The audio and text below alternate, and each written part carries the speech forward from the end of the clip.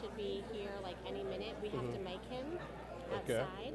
So do you want to go ahead and get started with introduction? Can rip a little bit. Right now, before he arrives. We're just waiting for him in the hallway. Or do you want to wait until he's actually in the hallway? As long as you don't think there's going to be a gap. I mean, I'm happy to also sit at the back door and give you a thumbs up when he's right there. Okay. Want me to do that? You want to do that? okay. We'll wait another couple minutes. Okay. All right.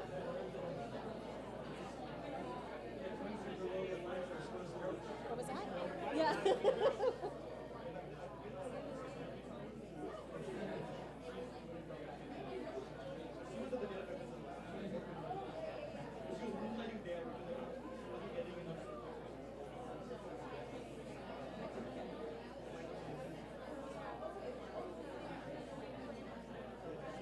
We're just waiting for Senator Booker. Yeah. And then Damon's going to get started. We have to mic him up.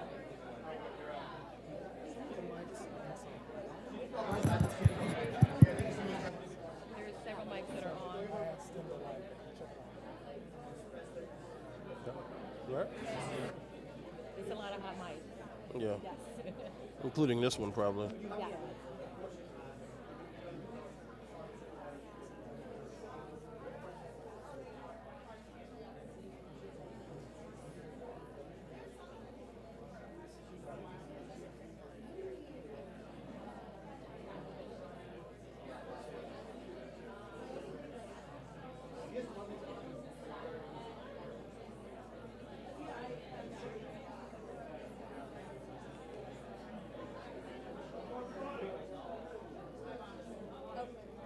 Oh, I heard that voice a mile away. Go. You know that voice. Okay. You quiet the crowd, brother. Always good to see you. Appreciate you, man. All right. I think your seat is preserved right here, bro. Oh, right here? Yeah. Right. Good afternoon. All right. My name is Damon Hewitt, President and Executive Director of the Lawyers Committee for Civil Rights and the Law. I'm proud to join you this afternoon and eager to get into the conversation. At the Lawyers Committee, our mission is to ensure that black people and other people of color have the voice, the opportunity, and the power to make the promises of our democracy real. Otherwise, those are just words on paper. And increasingly, we're seeing things that boggle the mind, things that 50 years ago people could only dream of. But at base, it's all different forms of discrimination, different forms of hate that's weaponized, and also being subjected to force multipliers to make them more powerful and more sinister than ever before. On behalf of the Lawyers Committee and all of our partner organizations who are holding this briefing today, including the ACLU, Algorithmic Justice League, Center for Democracy and Technology, Electronic Privacy Information Center, and Public Citizen, I want to thank Senator Booker for hosting us today on behalf of all of those organizations. There's never been a better time to have this discussion than right here and right now. The Lawyers Committee celebrated our 60th anniversary this year, and if you can do your math and know your history, you know that we were founded in 1963. And that summer, that fateful summer, the same summer Medgar Evers was assassinated in Mississippi, the same summer that the March on Washington took place right in the city, the March for Jobs and Freedom. We've been seeking the same thing ever since, especially on the freedom side. It was a galvanizing moment, an inflection point in American history, a moment that spawned new legislation, the Civil Rights Act of 1964, the Voting Rights Act of 1965, and so on and so on. My friends, we're at such a moment in history again, where we need new legal paradigms and new efforts to preserve our rights. Here we are in 2023, and that original simple demand still applies for black people and other communities of color who have been systematically cut off from opportunity, starved of investment, and discriminated against, from the courtroom to the classroom, from the voting booth to the workplace, in terms of employment discrimination. Except now the pathway to that job often lies behind an algorithm, which sorts and ranks resumes according to murky and often discriminatory criteria. Our freedom is dependent on the dubious accuracy of law enforcement facial recognition algorithms, and our voices, our votes, our very vitality as a people is threatened by a torrent of unchecked artificial intelligence-generated disinformation about the elections.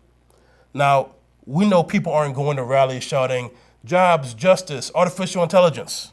People aren't doing that, and we get that. But the point remains that today, equal opportunity and civil rights and racial justice are inextricably linked and impacted by today's and tomorrow's technology. Algorithms are used to make decisions about all aspects of our lives, determining who gets bail, who can rent a house, and where we can go to school. Although these systems are so widely used, we know that they pose a high risk of discrimination, disproportionately harming the communities that we focus on at the Lawyers Committee and other civil rights organizations. Because algorithmic technologies are built using data that reflects generations of redlining, segregation, and such, they often build on bad data, discriminatory data that is going to be likely to harm people. Think of the irony. The tools of the future are actually locking in the mistakes of the past. But it doesn't have to be that way. The civil rights challenge of our generation is to ensure that this data-driven world does not replicate or exacerbate ongoing and existing discrimination. We have to ensure that technology doesn't just hurt us, but also that it works well and works for all of us. The invisible current that works against us can actually be unlocked and turned around. For example, there are technologies that can remove human bias without substituting historical bias. Algorithms can be deployed to connect the underinvested and disenfranchised people with good jobs and other things that can help them advance in life and make it easier to register to vote and to get a job. So when we think about the future and what's possible with AI, the future that isn't just a dream, but the future that we actually deserve, it's not going to happen on its own. We have to make it happen. And to do so, we need the lawmakers and the staff in this room and on Capitol Hill, and also leaders in the White House as well. Just as the struggles of the civil rights movement yielded landmark civil rights laws, so must this movement also yield new civil rights protections. The job of Congress is to meet this moment. Privacy online is a civil rights issue. Algorithmic justice is a civil rights issue. The impact of AI is a civil rights issue. And these issues are all inextricably intertwined. Bills and frameworks that purport to regulate, spur development of, and supply AI technologies must grapple with the reality of the potential and actual harms. That's why at the Lawyers Committee and other organizations, we're calling for new legislation in which civil rights protections are built in the fabric of the legislation, not just an afterthought or left out altogether. Legislation that will regulate AI. When it comes to moving in that direction, we need vision, we need strategy.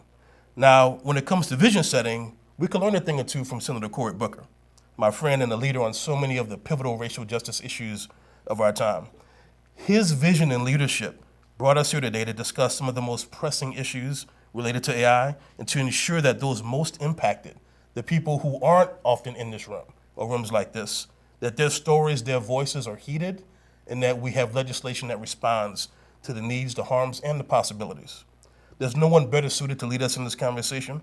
Senator Booker is a lifelong champion of safe, equitable rights, and also protecting and preserving what we hold so dear in our communities.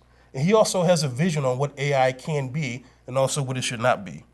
Most recently, he introduced 2 pieces of legislation designed to expand access to AI research and to protect people affected by these systems.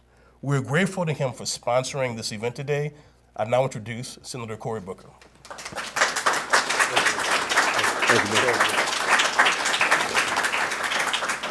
I hope that a lot of those applause were for Damon, because he's extraordinary. He is an incredible civil rights leader. But today he demonstrated something unequivocally, that he's also a black nerd. And somebody that understands technology and has a focus with understanding that the landscapes, horizons, and possibilities of the future must be a future that looks a lot like this room. I walked in here, it's been a long few days, but I walked in here, was very moved to see this crowd, to see the diversity in this room, to see the curiosity, the interest, to see some other blurs up in here, but also to know that this is a very different room than was in Washington just 10, 15 years ago. When I got to this city and started serving as a senator, I was only the 4th black person ever popularly elected. And when I sat in my caucus, I still remember one of my great colleagues from Maryland just said to me, "You are so needed here." Not because of just my experiences and my own whatever qualifications I had for the job, but just it makes a difference who's at the table. We are on the frontiers of the greatest technological revolution, I think, ever. Not to say that a lot of the inventions of the past, innovators of the past, many of them who were very diverse, not that to put a shadow over them, but the potential for AI is transformative. But we have to understand it can't be about us without us. That we all deserve a seat on the table to shape a more inclusive, more democratic, more informed future. And we know diverse teams make better teams. And so civil rights is often cast in a way of protecting against harms. It's often cast in a way about stopping historic patterns of discrimination. I see civil rights as the doorway to a greater, bolder, more robust democracy. I am excited by what has happened in the Senate. When I got here, the staffs weren't diverse. I went to look at the Judiciary Committee, and every senator was white, and every one of the staffers behind them was white. And I went to Chuck Schumer with a great senator named Brian Schatz and said, force every Democratic senator to publish the diversity statistics of their staffs. Now, the leader told me he got pushback from some senators who were embarrassed to have the truth revealed, that their staffs did not reflect the diversity in their states. But over the 7 years we've been doing this, the anecdotal stories I've been gotten about the power of having someone at the table of a different lived experience and how it's made legislators better, legislation better, called questions that should have been called, protected against unintended consequences, and seized unexpected possibilities. We are so privileged to be alive at this moment of the evolution of humanity. I, for one, wouldn't want to be born in a different age. I may be a little jealous of the millennials and Gen Zers of the world, because what you're going to witness is extraordinary. But when it comes to lessons from the civil rights, you are not called just to be a witness. You're called to be a foot soldier of shaping and forming this democracy. This gathering today may seem small in the context of all the committee hearings and all that's going on, but this is the gathering that I think is going to be one of the more important conversations about our future that we can have. And I'm excited that civil rights leaders who are not just about stopping harm, but about seizing democratic possibilities are here as well. The Lawyers Committee, the ACLU, the Center for Democracy and Technology, EPIC, Public Citizen, and my favorite, just because I might be a little bit of a Marvel DC fan, the Algorithmic Justice League. I'm just happy there's a Justice League out here. Just gets me all excited. I want you all to know I love technology and innovation. I really do. When I was mayor of the city of Newark, I used new technological platforms to try to bring empowerment and an increase of agency to my community. I was one of the earliest government leaders on, I don't know if you ever heard of this thing called Twitter. I'm not going to say the new name because I feel like it's an insult to Malcolm.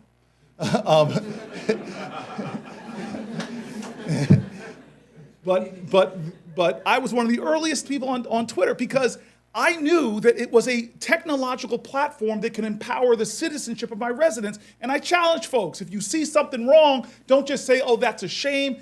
Tell your mayor. And I was tweeted about potholes and water mains. I would find out about them before my road crews or my water department. The traffic lights going out, I'd find out about them before. It empowered me as a manager, but also engaged citizens in a way they hadn't been engaged. They knew if they tweeted their mayor about the pothole, it would be fixed, not in days, but in hours. But I also know that technology can elevate the power of discrimination too. It's the democratic opportunity and the democratic risk. And that we need to be vigilant on both fronts. So yeah, I'm very happy about air travel. But I don't like the fact that people who are wearing a hijab when they travel are going to be more exposed to discriminatory practices. I love the automobile. It solved the problem in New York they thought couldn't be solved. New York City had big commissions. They couldn't figure out how to solve the problem with horse manure. Look at old pictures. Literally, people were hired to clear horse manure for folks as they walked. It was everywhere, and then this new innovation comes along called the car, ends that crisis. Well, I'm psyched about cars, but I also think it's wrong that African Americans are disproportionately pulled over. So we are having an interesting conversation today. And the panels here, and the discussions, I'm blown away. But we have got to be vigilant.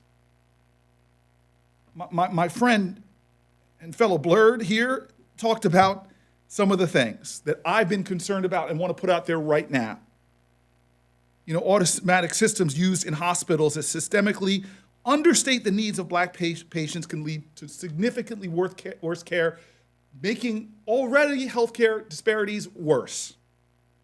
Mortgage lending algorithms that are more likely to deny home loans to people of color than to white people with similar financial profiles has been a problem of the past. In an era of technology and AI, it could be even more significant. AI-enabled recruiting and hiring tools that are already used by most of the Fortune 500 companies can discriminate against women and minority candidates. Facial recognition systems, as again, Damon mentioned, have higher error rates. We know this already with people of color. Automated bail and sentencing tools, I fought against those as senator already, could lead to worse outcomes for black and brown people. We know that this is urgent, and that should be part of our conversation. But God, what Damon said, I hope it wasn't lost on people. Because if you know there is implicit racial bias in systems, AI could actually be a tool to design a way to find them, to level the playing field, to expand the opportunity, because we know when it comes to investment that even though women businesses don't get a fraction of the venture money in the world, there are businesses that if we were investing them at equal rates would be expanding our GDP in stunning ways. We've seen artists who can't get anything from the major production studios, who have the audacity to go out and start their own production studios, can become billionaires. Hello, Medea. There is so much possibility when you bring everyone to the table. AI with us is extraordinary. AI that is exclusive. The AI that doubles down on the mistakes of the past can be destruction, hate, harm, hurt, and anti-democratic. Let me end with this. I love Baldwin. He's my favorite author. And I bet if he was alive, he would be stunned at what this generation, this multicultural democracy, the promise and possibilities. And it bothers me, I'll admit to you, when I meet anyone who is cynical. I think cynicism is a refuge for cowards. I think people who throw up their hands and say, oh, it's all fixed, it's all rigged. It is a surrender of agency. And it is an insult to all those people in worse, more trying times who soldiered on to give us the blessings that we now take for granted and have the luxury of saying, oh, it's all rigged. No, it's not. We have power. And these tools, as a guy who now is an influencer, y'all better follow me on Instagram. I'll make you run. We have tools now that if James Bevel and Dorothea Cotton and Fred Shuttlesworth and Ella Baker, if they had the tools we had, we owe a debt. And we should take heart from history. The last pages of The Fire Next Time, Baldwin, I just want to leave you with a little bit of a quote / paraphrase of what he said. He wrote this painful book all about the awful bigotry and racism, the divisions of the time. It is a powerful book, The Fire Next Time, and he lays it raw, doesn't flinch from telling the truth. And yet, at the end, it's two of the most hopeful and optimistic pages in literature I've ever read. How could you point to all that's wrong and then end it by saying this? Calling not for cynicism, but for hope and idealism. He says, I know what I'm asking you is impossible. But in today's day and age, the impossible is the least we can demand. For one is, after all, emboldened by the spectacle of human history, and American Negro history in particular, for it is nothing less than a perpetual testimony to the achievement of the impossible. And the brother speaks of love. He says, if we, and by we I mean the truly conscious whites and the truly conscious blacks, can come together like lovers and insist upon and demand the consciousness of us all, we can end this racial nightmare and save our land. But if not, we're destined to create the Bible prophecy made real in the Negro spiritual. God gave Noah the rainbow sign. No more water, the fire next time. I want you all to know, with no disrespect to Baldwin, fire is coming. Like the first woman, maybe man, but probably woman who discovered fire. That first great innovation. This is the time where humanity is going to bring some fire again. And I think it could be light that could cast away a lot of darkness. But only if folks like us get to the table and we do it together. Thank you, everyone.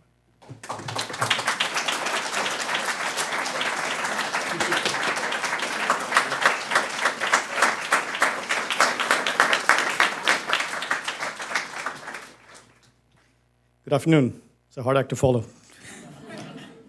My name is Suresh Venkateswaranian. I direct the Center for Tech Responsibility at Brown University. I study the societal impact of AI and ML, words I will hopefully explain. And I formerly worked at OSTP as part of the team that produced the blueprint for an AI Bill of Rights. I'm also, I like to say, a card-carrying computer scientist. And these next 7.5 minutes or so, I will give you a crash course on AI, ML, and deep learning for free. And by the end of this, you will know more than you probably wanted to know about AI, and that's my hope anyway.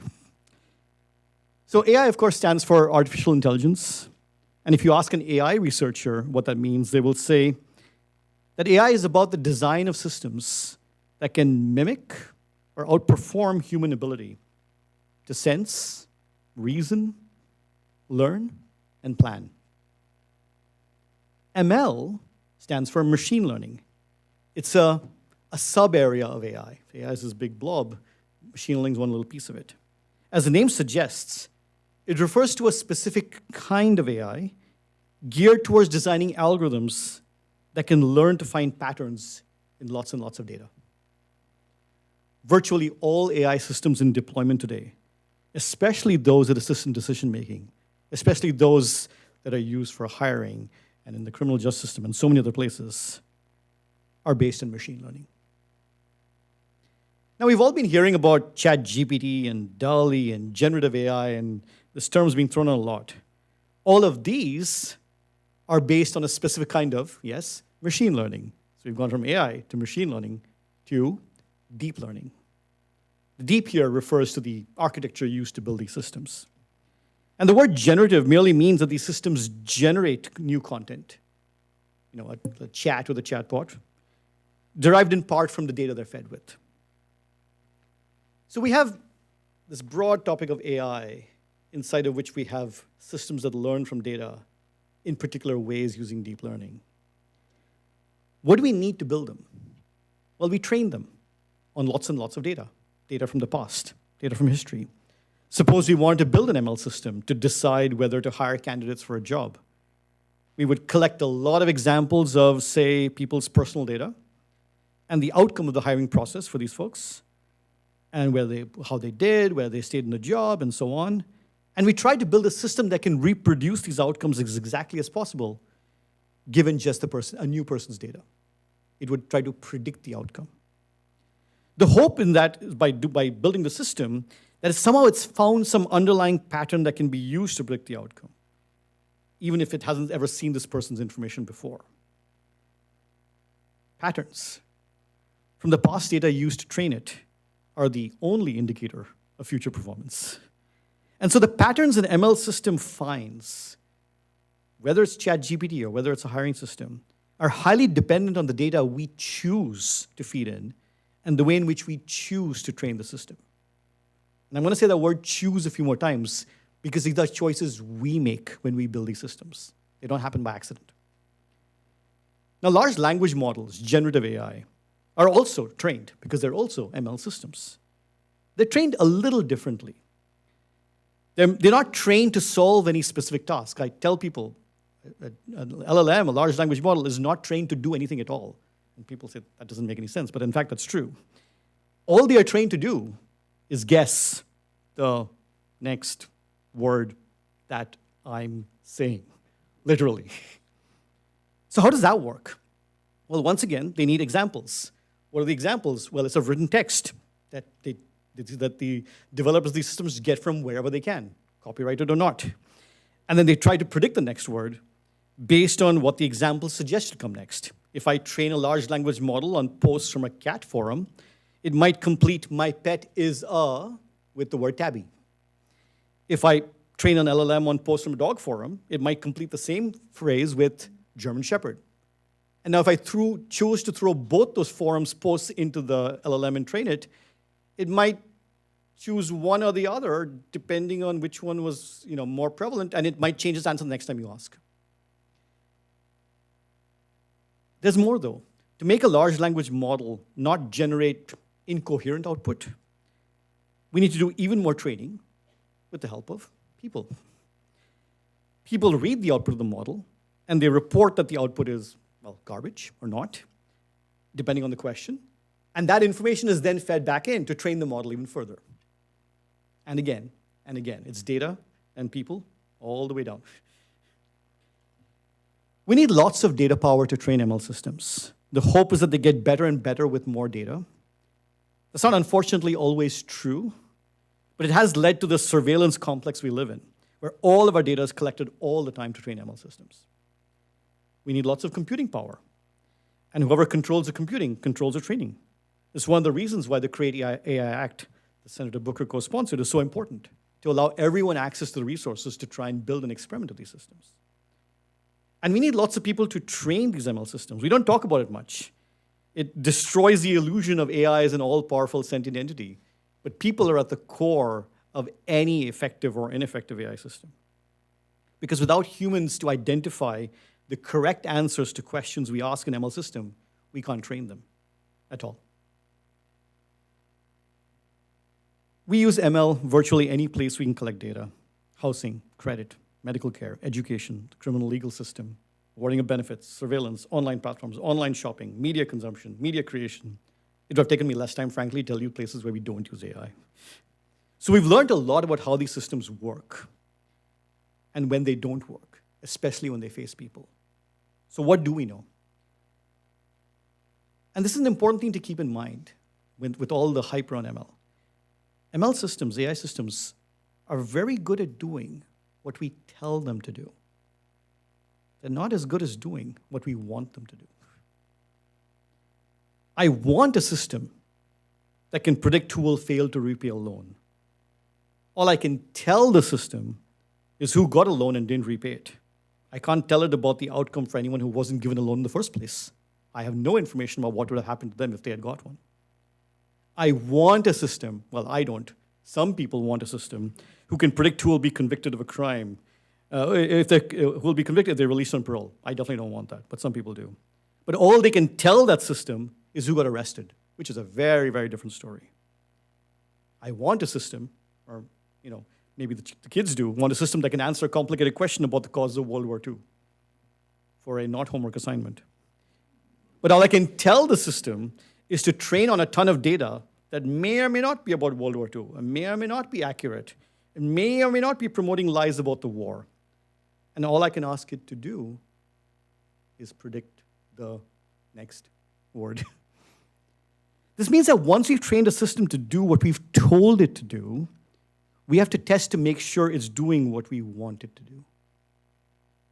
The task of testing gets harder and harder as the systems get more and more complicated or deep.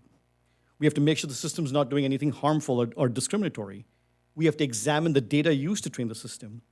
We have to examine the design choices used when building the system. And we have to make sure the system is deployed under the same conditions it was tested on.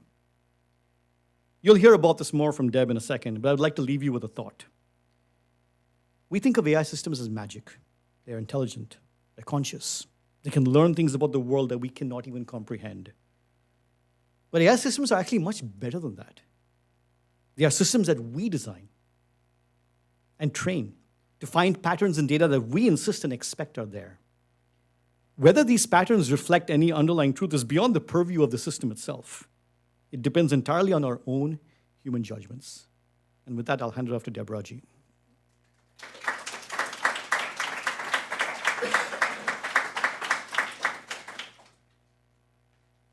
Thanks so much, Suresh. Another hard act to follow. Hi, I'm Deb Raji. I'm a computer scientist at UC Berkeley. I'm also an advocate that thinks a lot about the independent evaluation and assessment of algorithmic deployments and systems. And now I can call myself a blurred after hearing that term today. I definitely identify with that.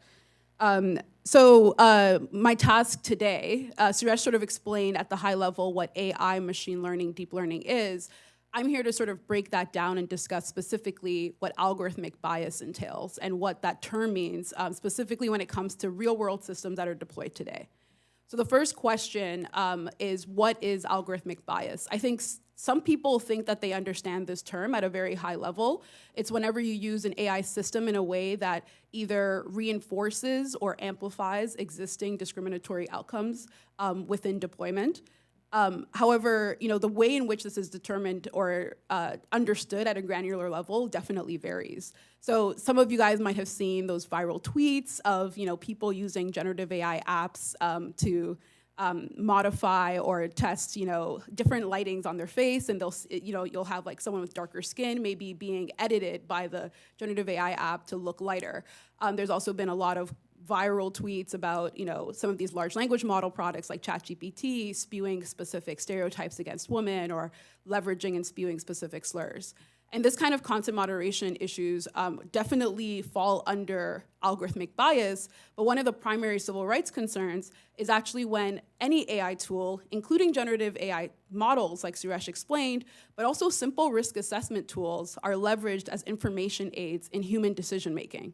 When a human is faced with a decision about hiring, healthcare, whatever it may be, providing a loan, providing social services, and they're relying on an AI system to provide them with information about that system, whether it's a prediction about future behavior of that human involved in the system, or it's a contextual information about the case.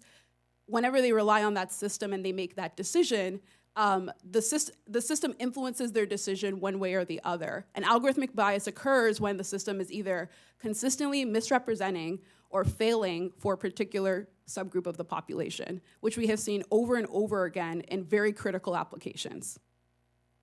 So at this point, some of you guys, especially if you're exposed to maybe some vendor PR copy or marketing copy, if you've seen some marketing copy on AI, you might be thinking, well, actually, aren't there some people that claim that AI reduces bias? This is a lot of what you might see in the marketing copy for AI hiring tools or AI's use in healthcare, where the argument is effectively that human decision makers are fickle and inconsistent.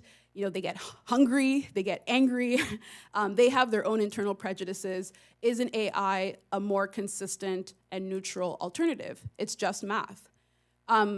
Historically, just given the research that's been done by the academic community on this topic, we found that this is not the case. And I'm going to break down, before I get into the specific details of bias, just the differences between human bias and algorithmic bias and why it really matters when you build an algorithmic system that discriminates against people and how that's kind of different, kind of fundamentally different from the way that humans discriminate. So one major difference here is scale. When someone, as Suresh explained, these algorithms are trained on data. There will be a model, they'll take data from a particular source, and then they'll spit out a product. The way that this has practically worked in the past, if you look at applications with risk assessments in the criminal justice space, for example, is that these models will be deployed at scale. So they might be trained on data from a particular county or a particular state and then deployed nationwide. And the way in which that bias perpetuates through the way in which it's distributed at scale is very fundamentally different from an individual judge maybe being a little bit less consistent after lunch. The second sort of difference between human and algorithmic bias is the way in which human decision makers are held accountable to a particular known degree. So, this is a room full of many very smart, legally informed individuals. And I'm sure at some point, being in this room talking about civil rights, you're well informed about anti-discrimination law and how it works. Well, a lot of those laws were written with human discriminators in mind. I won't bring out the fancy terms of exactly how we discuss that. You guys know it better than I do. But the way that the law is constructed is actually very well calibrated to think about human decision makers and human discriminators, and not very well calibrated to address algorithmic discrimination. When an algorithm is responsible for an individual being denied a job or healthcare, then thinking about who is to be held accountable and how they're to be held accountable is a very different ballgame. And we've had a lot of difficulty in terms of just tracing, which stakeholder is responsible, identifying the source of bias, as I'll discuss later, and also identifying who actually needs to be facing consequences for the discriminatory outcomes as the result of the process. So the question of accountability becomes a lot more complicated and a lot more unknown and uncertain in the algorithmic bias case versus the human bias case, where if you have a human hiring manager that's making biased decisions and regularly, consistently, putting out biased outcomes, we have a process to think about accountability in this case. If it's a series of human decision makers using a biased algorithm, it becomes a lot more complicated to figure out who's responsible. That's a huge problem. And then the sort of third difference here that I want to note is that it's really difficult to actually measure bias and provide evidence for bias. So in order to be able to make concrete measurements for bias, Suresh alluded to this, you have to do very adequate testing. You need information about the data of the model. You need information sometimes about how the model's trained. I'll get into the details of that in a little bit. But all of that information is not readily available. In many of the cases I've been fortunate to sort of participate in, a lot of the victims of these systems don't even know that an algorithm was used. They just know that they've been denied an opportunity to rent a particular apartment, or that they've been denied a job in this particular company. They don't even necessarily get notified that an algorithm was used as in the decision-making process for their outcome. And so the difficulty of being able to identify even the vendors leveraged in particular algorithmic processes, to be able to identify the information required to make those algorithmic assessments, choose the right metrics that are legally compatible, it's a whole process. And this differentiates it a lot from maybe some more better well-established processes for measurement of discrimination in the human realm. So given those differences and the difficulty, I wanted to get a little bit more into different sources of bias to sort of inform decision-making and the conversation that'll come later on. So like Suresh sort of mentioned, this is not magic. We're talking about constructed artifacts. I like to help people think about this by describing it as a toaster. Someone made decisions about all the different mechanisms and all the different little screws that went to building this toaster. And if it's not a good toaster, if it's a toaster that causes harm, if it's a toaster that blows up, if it's a toaster that burns your bread every single time, even if you think you're setting it to the right temperature, then there's something wrong with the toaster and different people should be held accountable. But also because it's an engineered artifact, over years of research, we've actually done a pretty good job identifying the different sources or potential sources of bias. And I'll go over it really quickly with very quick examples. So one source of bias is the data, as Suresh mentioned, and I'm sure many of you here know. I was told it's now very common to say garbage in, garbage out. People are very familiar with that phrase now. But as Suresh mentioned, you're training these models on data. And I don't think people always realize, I think sometimes people think, okay, well, ChatGPT is so large and there's so many, tokens, which is sort of the word for like the different segments of text that feed into these large models, they must be using the entire internet. And that's very true, but the initial versions of ChatGPT were sort of based off of maybe the worst parts of the internet, like Reddit. I know, no offense to Reddit users in the room. Reddit is fun, but there's some subreddits that are pretty, not fun. And so, early versions of this technology and future versions of this technology, even current deployed systems, are based off of, different corners of the internet that were easy to scrape, easy to take and feed into these models, not necessarily the most representative, not necessarily the most curated systems. And so data collection is a huge sort of bottleneck and a huge way to introduce bias. Another kind of point I wanted to make about this is a lot of these large language models are trained in English, and so non-native English speakers have a lot of problems using these systems. And as was mentioned by Senator Booker, with the facial recognition systems, if they're trained on white faces and deployed on darker skinned faces, they're not necessarily gonna work as well for those underrepresented and misrepresented data points. The other sort of source of bias is data curation. And I have a personal story of like exactly how to think about this. So in addition to collecting the data sources, you also want to refine those data sources and label those data sources. And the process through which you do that can actually introduce quite a bit of bias. I had an experience early on in my career. I was working on the applied machine learning team at a startup. We were building these large computer vision models. And we had to train a model for a client in order to classify different hair types, images of individuals with different hair types. And there was one label for all of black hair. And any sort of black person in the room is like, what? Like we have like so many different subcategories, curl textures, all of these things. You can't just put all of the images with dark-skinned individuals with curly afros into one category. And that was when I realized that the way in which we set up the different labels for the data, the way in which we categorize the outcomes of these models also is another opportunity to introduce bias. The last sort of points I want to make quickly is in terms of the model development and evaluation. So the way in which these models are created and actually trained and evaluated also definitely introduce a certain amount of bias. And I think Suresh provided some really valid examples in hiring, and there were some earlier mentioned examples in the healthcare space as well. And then finally, model deployment is also another huge source of bias as well, where the way in which the model is actually factored into the human decision-making is definitely relevant in terms of introducing new opportunities for biased outcomes or discriminatory outcomes. An example I'll leave you with is the way that judges use criminal risk assessments. There's been several studies now where judges will rely on criminal risk assessments for certain types of defendants over others. So they might ignore the score completely for some defendants and rely on it for others, leading to discriminatory outcomes for some and not others. Another way to think about it as well is the way in which these systems are applied. So a lot of automated decisions are disproportionately applied on lower income communities or black communities, and a lot of sort of higher income individuals do not experience the sort of weight of being impacted by an algorithm.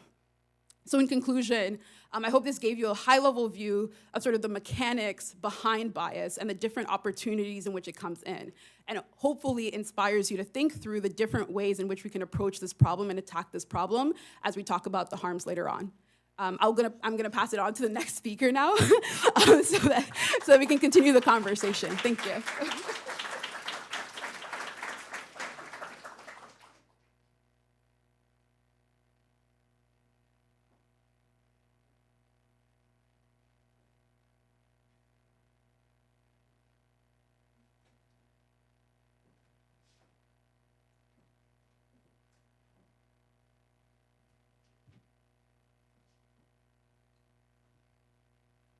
That was amazing. Hey, everybody. We're going to try to do our best to maintain this high level of conversation. My name is Rob Weissman. I'm president of Public Citizen. We're going to take Deb's charge and try to dive in on some specific examples that illustrate these concepts that Deb and Suresh were elaborating. And I think, I don't know everybody in the room. Some of you, I'm sure, are deep experts in this. Some of you are pretty new to it. I know what it's like to hear this when you're new. So a little bit of redundancy and sort of diving down maybe is not so bad to try to drill home what this is about. And then these examples, I think, are going to make it very real what these high-level concepts mean after these extraordinary presentations. I think at the top level, just two takeaways from what we've heard is AI, artificial intelligence, algorithms, basically the same thing, are being used increasingly to distribute power and resources in our society. So decisions over housing, healthcare, education, jobs are being made in the distribution of benefits and resources. credit, banking, more, as Suresh says, we could go on forever, being handed off to, in a way, to algorithms and computers. And we're now seeing those same kind of tools being used to create more and more of our culture, more and more of the information we get, and then to distribute it to us. So it is really encompassing society now. But there's a second thing, and I think just to self-correct on that and pull on one of the things that Tim said, it's not really the machines that are doing this. Machines are a tool that corporations, or maybe governments, but powerful actors are relying on to do it. And I was just struck by you mentioning the toaster. So Professor Elizabeth Warren, before she became Senator Elizabeth Warren, talked about the toaster in connection with financial products. And she said, why is the toasters are more heavily regulated than financial products? And that metaphor, that comparison, was the launch point for the creation of what became the Consumer Financial Protection Bureau. So now as we think about the toaster and these things that seem abstract and impossible to understand, algorithms, these mysterious numbers that flow down the matrix in front of us, comparing it to the toaster grounds it. These are actual things. They're created by humans in service of powerful institutions. And then we, all of us, the people, can decide we either let those corporations deploy them with whatever results happen or make different choices to impose rules on them to try to do what Senator Booker said, to make them forces for good and elaboration of our democracy and more opportunity rather than the reverse. Okay, we've got 20 minutes to talk about 3 weeks worth of information. So we're gonna try to be reasonably disciplined. One way I'm gonna do that is by not giving long versions of the extraordinary biographies of our 3 panelists, my 3 colleagues here. So I'm gonna do it real quick. Look them up if you wanted to hear more, but they're gonna prove their expertise to you anyway, so you don't really care about their bios. First is Olga Axelrod, who's a senior staff attorney with the ACLU. After Olga will be Rithi Shetty, who's the policy counsel, the Privacy and Data Project at the Center for Democracy and Technology. And then Fabian Rogers will be our third panelist. He's a constituent advocate at the Office of New York State Senator Jabari Brisport. And Fabian brings not just expertise, but personal stories, and has been the forefront of fighting against the misuse of facial recognition with his neighbors in his own apartment complex, and scored some important wins that we're going to hear about. So with that, let me just hand it down to each of you in turn. If we maintain some discipline on time, we'll have a few minutes for elaborate questioning and conversation, but we'll see if we're able to handle that.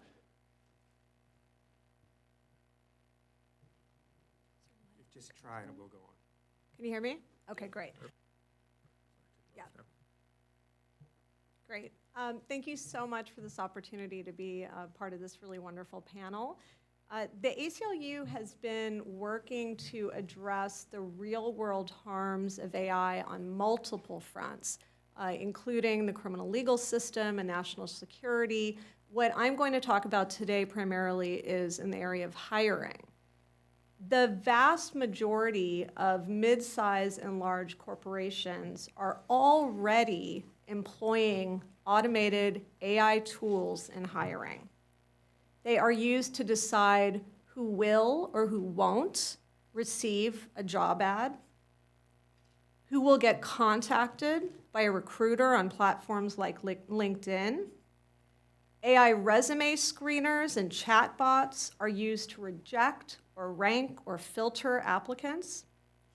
AI-based personality assessments and even gamified assessments or even automated assessments of interviews are used to measure often amorphous personality characteristics, and so on. That's just a few of them.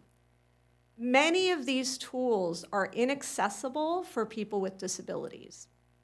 Many are also trained on employers' existing staff or prior applicant pools, as you heard talked about earlier today. And that reflects existing institutional and systemic biases in the workplace and in industries, based on race, based on gender, and based on other protected characteristics. And the correlations that AI uncovers and uses to predict who will be a successful employee may actually be proxies for those protected characteristics and not have a causal connection to being a successful employee and not even be job related. That's why an AI hiring tool that Amazon developed was found to be filtering out women. Why yet another hiring tool was found to determine that being named Jared and playing lacrosse were key characteristics for a successful employee. And yet another that found that where a worker resides, a proxy for race, was a key factor. And on top of all of that, applicants generally have no idea that an AI tool was used, let alone how it works or that it may be discriminating against them, and that makes it much more difficult to seek accommodations or recourse for discrimination. Hiring processes have always been difficult for job seekers, but what we have spoken to many despairing job seekers and job counselors who have described that the AI-driven hiring process of today is particularly opaque and unfair and creates insurmountable barriers to employment based on who a person is and not whether they can do the job.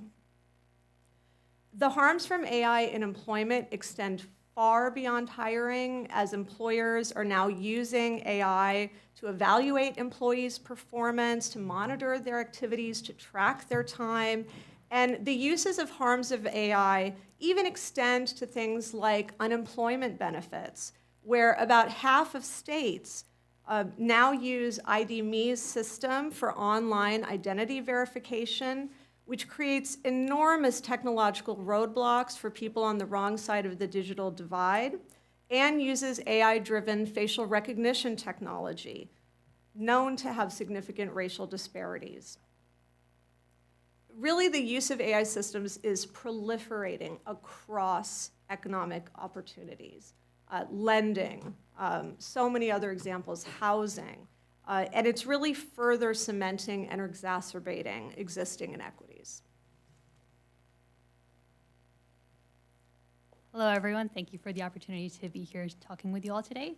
I'm going to pick up where Olga left off to talk about a few more areas where we're seeing algorithmic tools being used, starting with the benefits context. In addition to the tools that we see being used for identity verification and fraud prevention, we also see tools being used to make decisions about how benefits are allocated. They determine whether an applicant is eligible for public benefits, and they allocate the budget necessary to provide the benefits for which they're eligible. And we've seen numerous cases where these tools have impeded access to benefits and also infringed on people's due process rights because of the way the tools are designed and how they're implemented. Not only does it come down to the potentially arbitrary reductions and terminations that result from how these tools are calculating somebody's need, but also just the way that a state agency rolls out the tool. If you're not providing sufficient notice to people, an opportunity for people to participate in the process of selecting and deploying a tool, where people who are directly affected by a tool that's making decisions about the kind of benefits that they can receive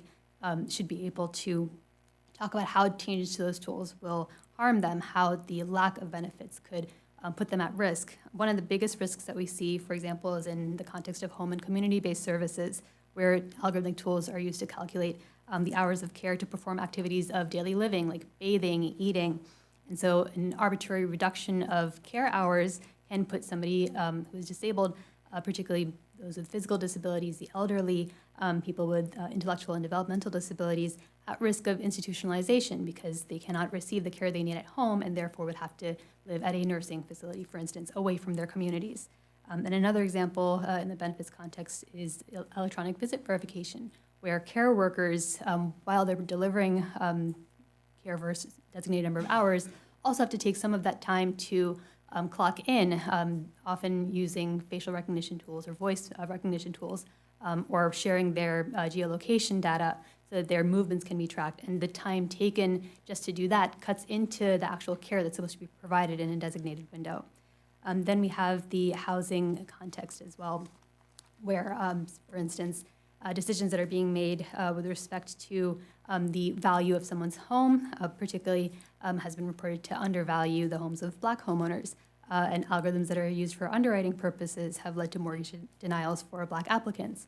We also see tenant screening algorithms that are considering factors that in theory, should be predicting or promise to predict the ability to pay or the likelihood that a tenant will engage in illegal or prohibited behavior, but actually they often don't accurately predict these types of risks.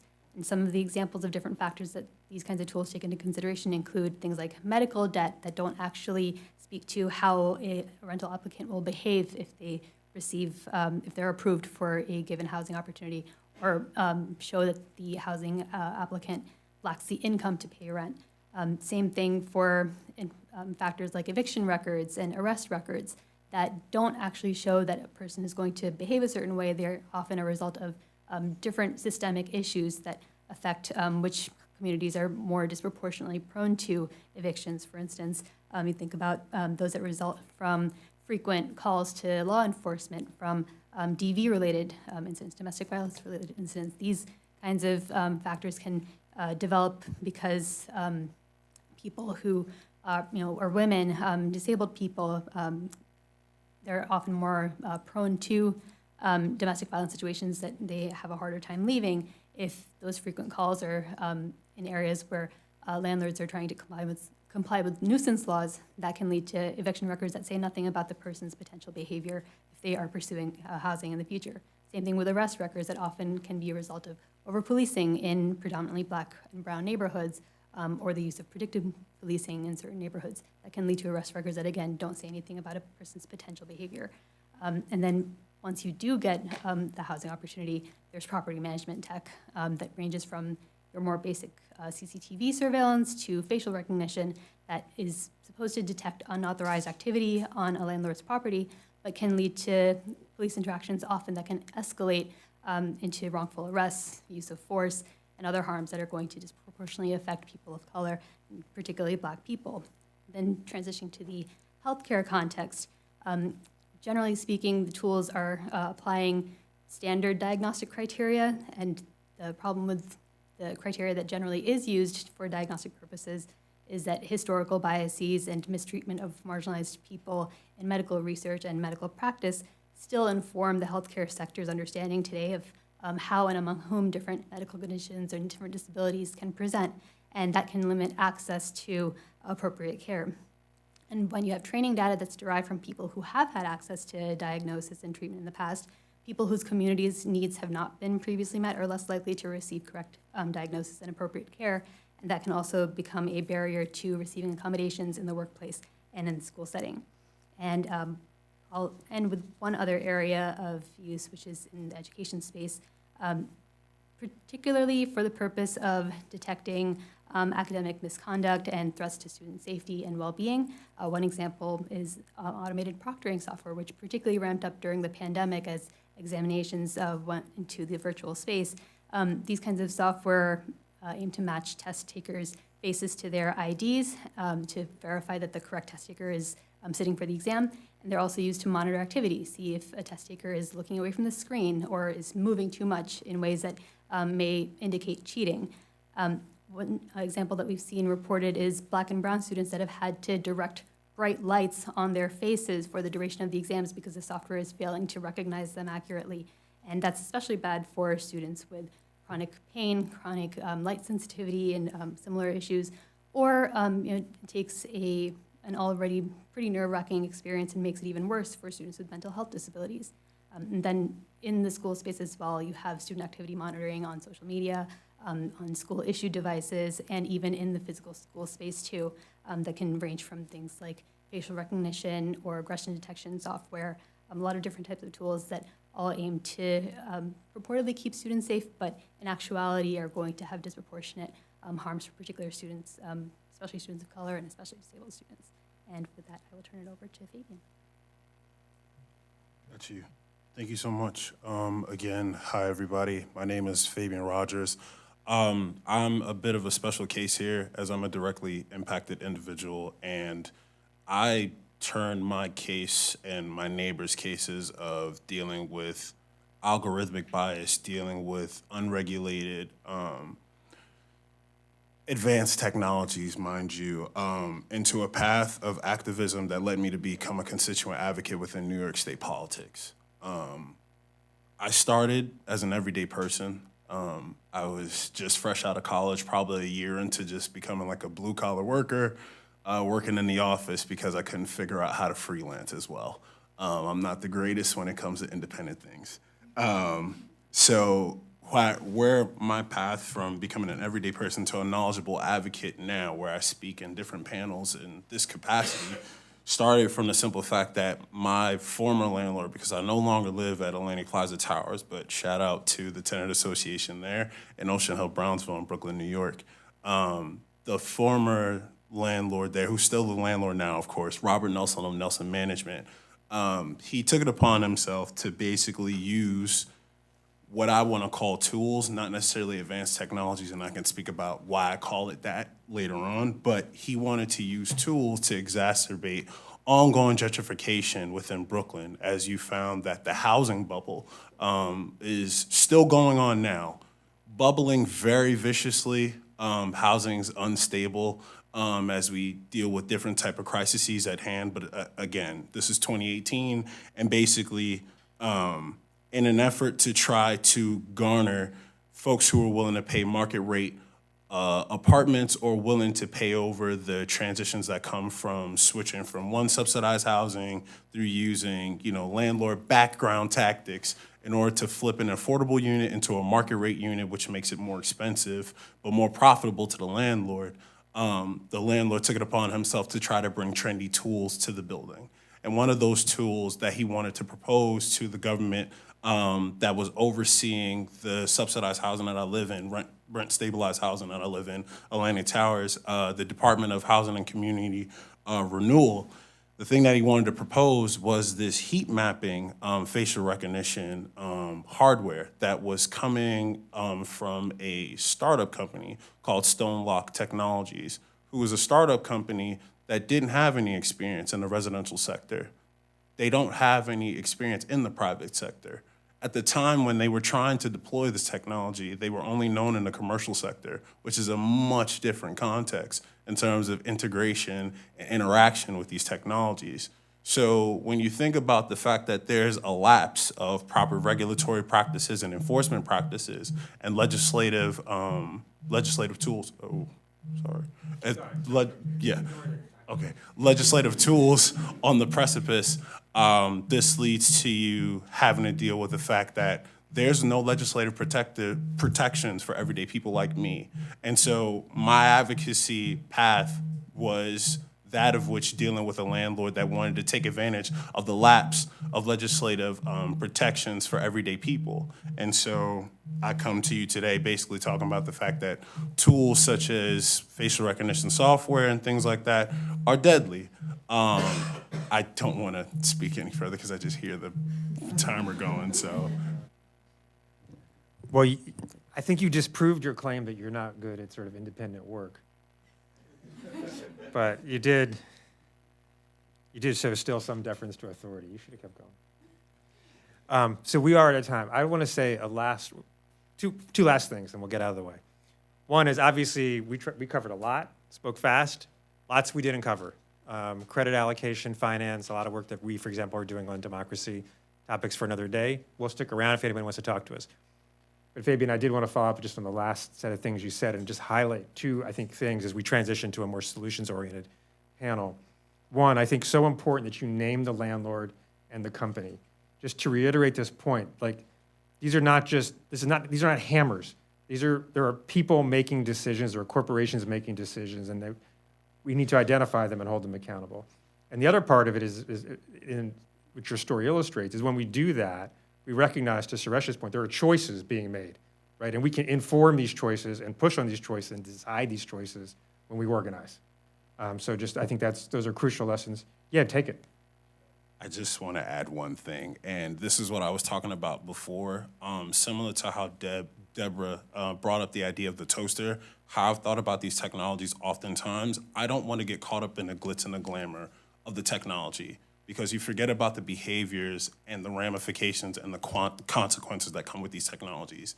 I think about them as tools, because if you think about it as a tool, then you have to think about who made the tool. You got to think about how the tool is being used. You got to think about the effects that come with using this tool. So instead of thinking about this as the context of new technologies on the precipice in society, we have to think about these as tools that already exacerbate ongoing systems of already ongoing and unaddressed biases that we still haven't addressed as humans. Like, we're still debating how we're gonna get reparations for like slavery, and we all know slavery existed, but we can't even get as a country to like address reparations overall. So how can it be that these tools can basically deal with biases, and how can we assume that these biases are already dealt with? So for me, I like thinking about these advanced technologies more as tools, because the thing is, you have to recognize that humans made these, and humans themselves are not objective.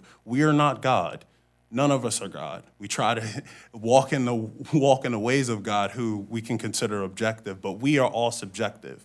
We don't have enough demographics in the room, or even as developers and deployers, in order to be able to insert a proper objectivity with these tools when they interact with society. And with that, that would mean there's no proper way to deal with the biases that come with these tools that get developed and deployed in society. And there's still no regulatory and proper enforcement practices that stop and make sure that this is people first. So. Perfect, and that tees it up for the next panel. Thank you all.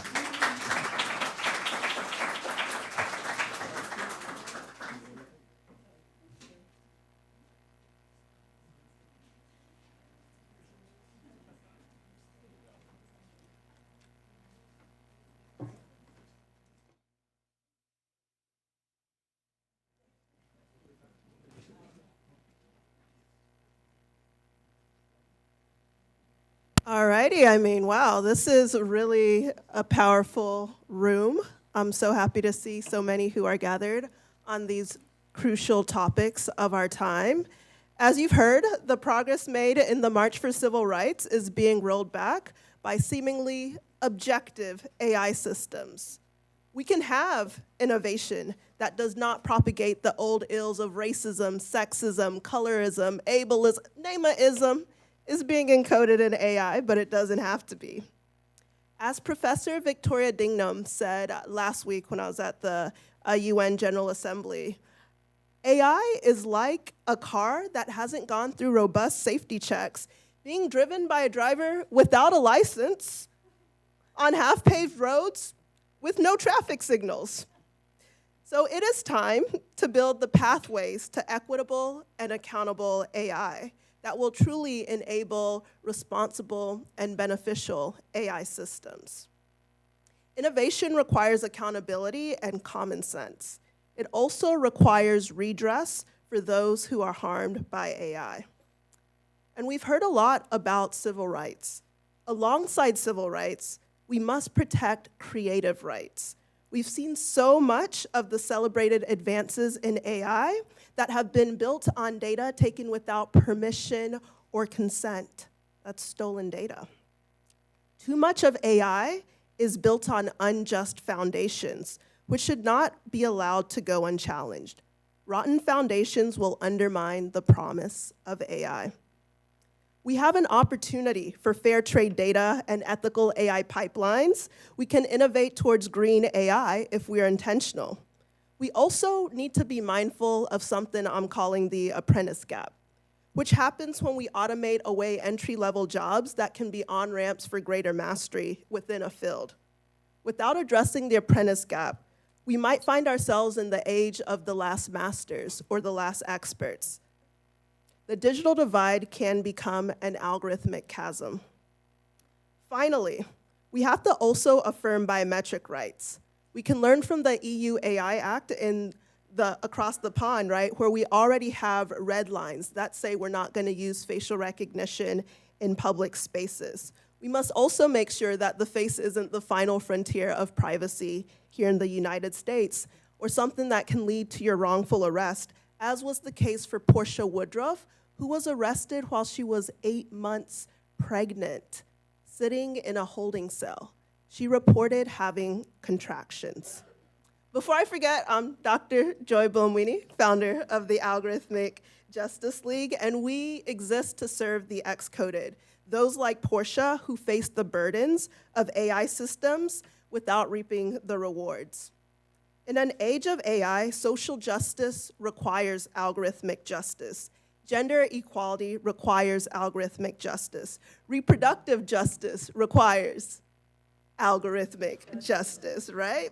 And human rights necessitate data rights. We must create AI systems that embrace our humanity instead of those that erases it. I'm overall an optimist about AI. I want us to reap the benefits, but this cannot happen if we do not address the perils with legislation and litigation. At the Algorithmic Justice League, we have seen the power of third-party audits, AI harms reporting databases, and also popular science communication. I look forward to hearing from Yeshi, the founder of Data for Black Lives, and also David from the Lawyers Committee on ways we can move forward. Thank you. Thank you, Dr. Choi. Hi, everyone. I'm David Brody. I lead the Digital Justice Initiative at the Lawyers Committee for Civil Rights Under Law. And we're here to talk about solutions. So for all of the staffers in the room, I have 5 principles I want you to think about. Civil rights protections, including anti-discrimination provisions, impact assessments, both before and after deployment, a duty of care, requiring that AI is safe and effective, transparency and explainability requirements, and data protection requirements. Those are the things that we need in legislation and regulation to address how AI is deployed for the best of all of us. And so with that, I want to pass it over to Yeshi to share some insights. Can everybody hear me? Great. Thank you all so much for coming, and let's just take a deep breath. Seriously, that was a lot of information. It is extremely easy right now to get overwhelmed and inundated with the information, with the problem, with even solutions to the problem. Again, my name is Yeshi Milner. I'm the founder and CEO of Data for Black Lives. We're a network of scientists working to make data a tool for social change instead of a weapon of political oppression in the lives of Black people. Many of you know my organization. You might not know my face. I've had to remain in relative obscurity in order to be effective, because the work that we've been doing is work to abolish big data. I'll take a step back. Since 2017, we've done so much, leading, tracking, documenting, and reporting on a flurry of promising solutions in the form of legislative frameworks and innovative ideas like data trust, which Senator Booker was the first to support us on publicly and champion that on our behalf when we were in the beginning of the Cambridge Analytica fight with Facebook. And a lot of our findings were reported in 2021 in our report, Data Capitalism and Algorithmic Racism, which we wrote with the amazing group Demos. And we're proud to be recognized as leaders is what is known as the field of AI ethics. But we also know that if there is no ethics, without morals, without principles, and without teeth, and importantly, in the words of abolitionist Frederick Douglass, without a demand, then there will be no civil rights in the age of AI. Power concedes nothing without a demand. It never has, and it never will. We reference Douglass, just like Booker referenced Baldwin and Ida B. Wells, because where we're at right now, he was actually facing a similar political moment, whether or not we want to realize it. Historians will agree that debates around slavery at that time found a lot of similarity that we're seeing in the debates around AI. Even in the people who are against AI or who are challenging its harms, there's so much conversation around benefits and trade-offs and about using this technology as a way to position our country and our society, especially our country, in a way to build preeminence and world power. Today, 60 years since the March on Washington, the development of artificial technologies have coincided with actions and decisions that threaten to totally dismantle any legal foundation for civil rights, beginning with the Supreme Court's decision to roll back race-based admissions. All over the country, actually, we're witnessing programs and initiatives tailored to address discrimination and disparate treatment being reversed and attacked with lawsuits, reverse racism suits. It doesn't end there either. In the state of Florida, where we built our first headquarters, leadership there is literally teaching K-12 students that slavery was a benefit to Black people. This is much more than about racist dog whistling, but about dismantling the existence of race-based discrimination and denying the legacy of the impact of slavery that is seen, reflected, and felt on the ground and vividly demonstrated in the data today. So what do we do? Yes, all of the above of the solutions that everybody mentioned today. What do we do? And to use Douglas's one more quote from him, when asked to give advice to the next generation, he gave one word, and that was agitate. I believe that that's the word for us right now. We have to agitate. If we do not, we risk losing all that many of us have worked generations for and fought for. I'll wrap up with another definition of an algorithm that we like to use. By definition, an algorithm is a set of step-by-step instructions to solve a problem. A recipe is an algorithm. A list of instructions to make the dish, the ingredients that make up the dish, and a result based on what we define from the beginning as success. Whether or not we want our meal to be healthy and not care so much about the taste, or we want it to be delicious and unhealthy. But it goes back to the question, what are we optimizing? And that's the biggest piece of the conversations around artificial intelligence, machine learning. It's the question of the objective function. What are we optimizing? I ask all you today, are we optimizing for a future where data is promoted as a tool for empowering communities of color and Black communities? Or a techno-feudalist society defined by mass suffering doled out by a machine learning model? When we say abolish big data or abolish FICO, which is the demand that we made just a month ago at the White House, meeting on data brokers, we don't want to abolish giving people the resources they need to safe and secure affordable permanent housing, to start businesses or receive higher education. The exact opposite.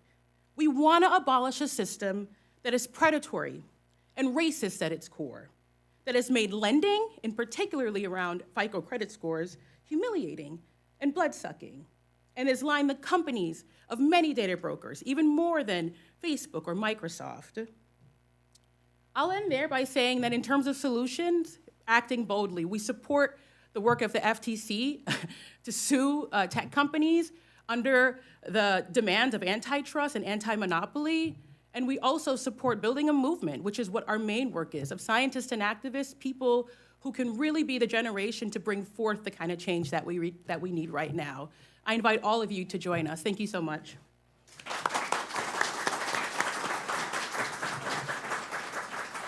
So I want to ask each of you, if Congress could do just one thing, pass just one provision, what would you like them to do? I'll go back to our original demand to abolish FICO. People don't know that FICO is not a government agency. It's the Fair and Isaac Corporation, started 25 years ago by a mathematician and an engineer, started in Silicon Valley, now based in Bozeman, Montana. And FICO is a private company where their number one product are scores. You read their shareholder reports. We have the most recent ones from 2022 show a 10% increase in profits during the pandemic. So while Black people are 3 times more likely to score under 620, which is the minimum, that's the minimum for an FHA government loan, FICO was making enormous amounts of profit, as well as Experian, Equifax, and TransUnion. So again, as they say in their shareholder reports, if Fannie Mae and Freddie Mac were no longer accepting FICO scores, that would totally dismantle their business, but it would create the space for the work of amazing groups like Underwriters for Racial Justice, as well as so many other people who are machine learning scientists and mathematicians who are working on alternatives to lending that actually can tell whether or not people will be able to fulfill their loans and rethink risk out of this racist categorization that really just comes from chattel slavery. So that's one thing that we think. And While it doesn't seem like a lot, FICO is the most predominant algorithm in this country. It scores 90% of the population. If we can get change around FICO, not just the algorithm itself, but the power that maintains it, the veil of power, then that would be huge. That would impact the lives of so many people. Only one. Okay. So the one thing I would want the government to do is to operationalize through law the blueprint for an AI Bill of Rights. And so as we know, that would include protections from algorithmic discrimination, human fallbacks, data privacy, right? That would be nice, right? So love the government to do that. Honorable mention, I will always talk about facial recognition technologies. And in fact, there is a facial recognition and biometric moratorium act of 2023 that I would also like to see passed. But that's bonus, right? Two things. We'll let you have two. That's all right. I want to thank everyone who was able to join us today for this fantastic discussion. Thank you to all of our speakers. Thank you to Senator Booker. We'll be around for a few minutes if anyone has questions, would like to come up and speak with anyone. And thank you all for joining us. There is one more thing. Oh, yes. I'm sorry. So I would like to bring us back to humanity, right? We've been talking about performance metrics. We've been talking about algorithmic bias, but at the core of this are people who are being impacted, real people. And so for AI to be for the people and by the people, it has to include the people. I truly believe if you have a face, you have a place in the conversation about AI. So I want to end with something very human, which is a poem. And it was a poem I wrote to honor people like Fabian, right, on the front lines fighting for algorithmic justice. To the ex-coded and the vital voices, resisting and revealing the lie that we must accept the surrender of our faces, the harvesting of our data, the plunder of our traces. We celebrate your courage. No silence, no consent. You show the path to algorithmic justice requires a league, national gatherings, hearings and forums, coalitions, petitions, testimonies, letters, research and marches, dancing and music, everyone playing a role to orchestrate change. To the ex-coded and freedom fighters around the world, persisting and prevailing against algorithms of oppression, automating inequality through weapons of math destruction, we stand with you in gratitude. You demonstrate the people have a voice and a choice when defiant melodies harmonize to elevate human dignity, rights, and life. The victory is ours. Beautiful.